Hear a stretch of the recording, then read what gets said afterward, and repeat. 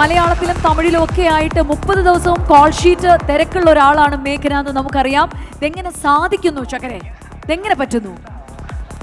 നമുക്ക് കഷ്ടപ്പെട്ട് ചെയ്യുന്നതിനും ഇഷ്ടപ്പെട്ട് ചെയ്യുന്നതിനും ഒരു സുഖമുണ്ടല്ലേ.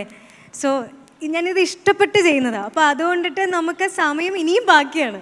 ഇനിയും എൻ്റെ കോൾ ഷീറ്റ് ബാക്കിയാണ്. നീ ഹിന്ദിയിലേക്ക് വിളിച്ചാലും ഞങ്ങൾ ചെല്ലുന്നതായിരിക്കും. പിന്നല്ല, എന്താണ് കാരണം? എന്തൊക്കെ തന്നെയാണെങ്കിലും നമുക്ക് എത്ര ടയേർഡ്നെസ് ഉണ്ടെങ്കിലും നമ്മൾ ലൈക്ക് എന്തെങ്കിലും ഒരു എന്താ പറയുക, നമുക്കൊരു പേഴ്സണലി എന്തെങ്കിലും ഒരു എപ്പോഴും നമ്മൾ വണ്ടർഫുൾ എന്ന് പറഞ്ഞ് എണീക്കില്ലല്ലോ. അപ്പോൾ എന്തെങ്കിലും ഒരു സംഭവം ഉണ്ടെങ്കിൽ പോലും ആ ക്യാമറയുടെ മുന്നിൽ നിന്ന് ആക്ഷൻ കട്ടിനും ഇടയിലുണ്ടാകുന്ന ഒരു സംഭവം ഉണ്ടല്ലോ, അത് ശരിക്കും മാജിക്കലാണ്.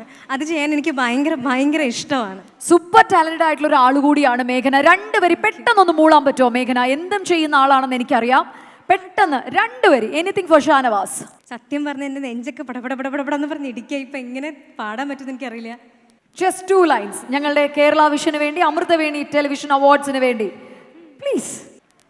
അഴകായി പൂക്കുതേ, സുഖമായി താക്കുതേ, അടടാ കാതலை சொல்லாமல் கொள்ளாமல் உள்ளங்கள் பந்தாடுதே, அழகாய் பூக்குதே, சுகமாய் தாக்குதே, அடடா காதலை சொல்லாமல் கொள்ளாமல் உள்ளங்கள் பந்தாடுதே.